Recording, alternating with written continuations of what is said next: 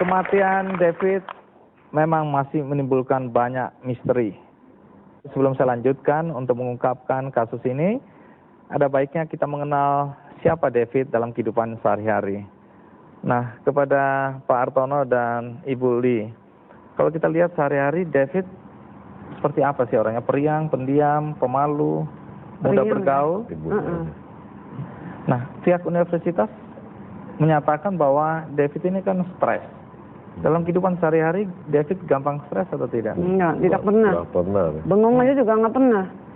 Bengong Benar, aja nggak pernah. bengong nggak pernah. Asal sempat ya, nggak ambil komik lah, nggak pernah duduk bengong aja gitu.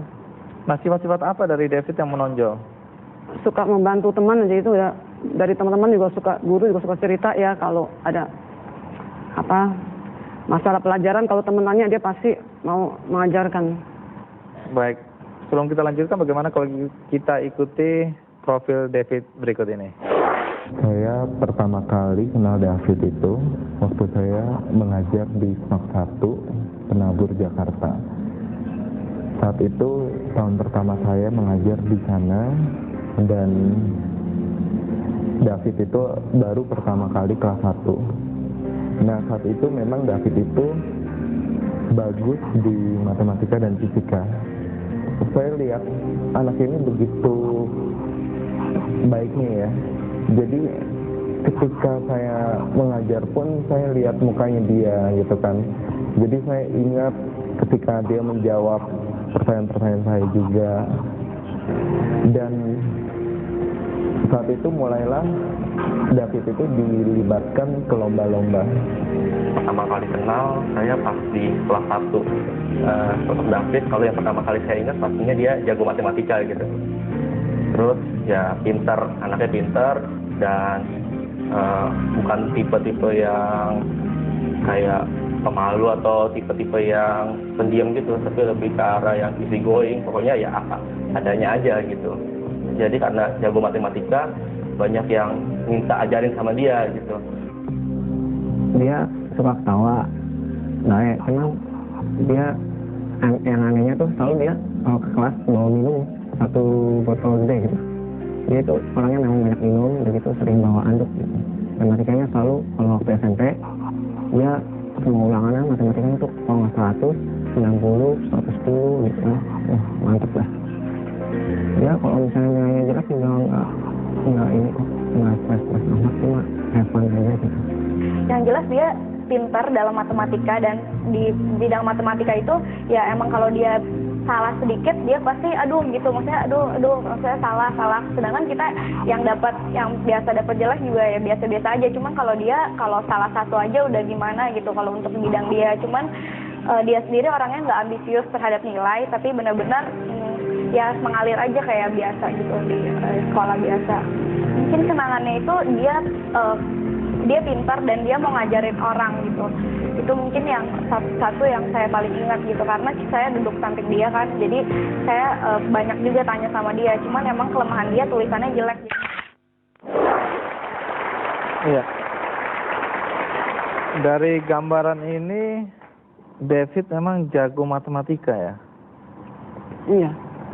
Seberapa jagonya David kalau dalam pengetahuan Anda? Nah, ya itu boleh dinilai dari prestasinya ya. Pernah memenangi beberapa lomba tingkat nasional dan DKI, dan juga mewakili Indonesia di Olimpiade Matematika Internasional di Meksiko tahun 2005. Sebenarnya David ini cita-citanya apa sih? Yang pasti dia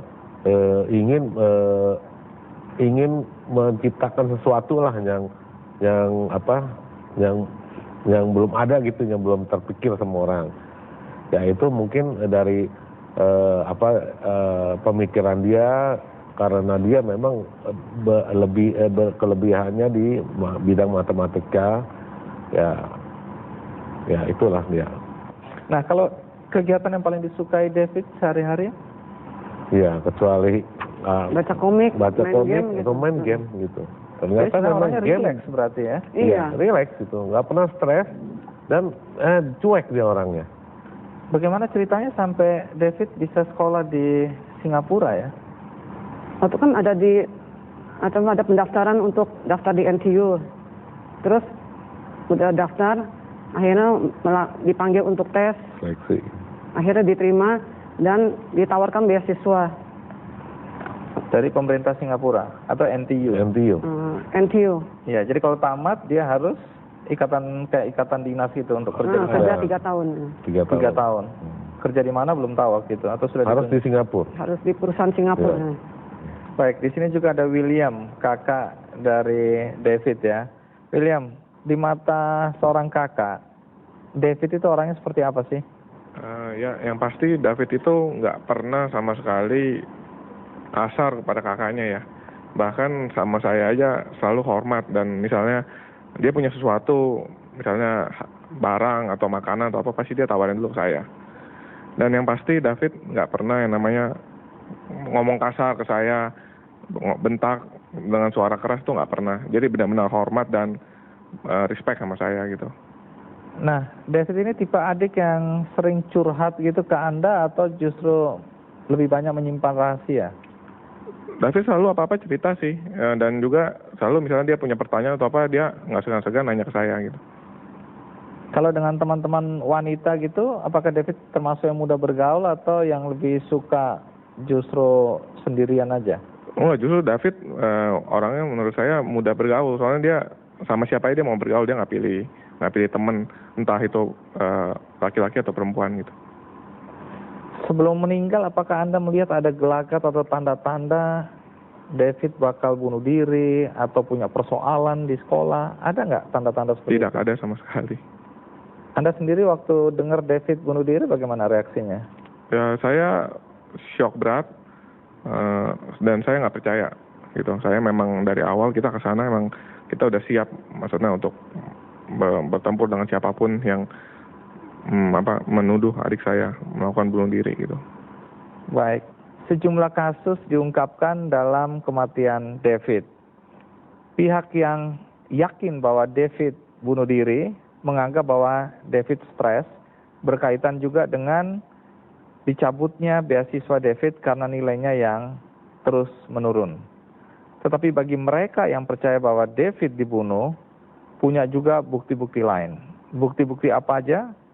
Ikuti terus Ki Kendi.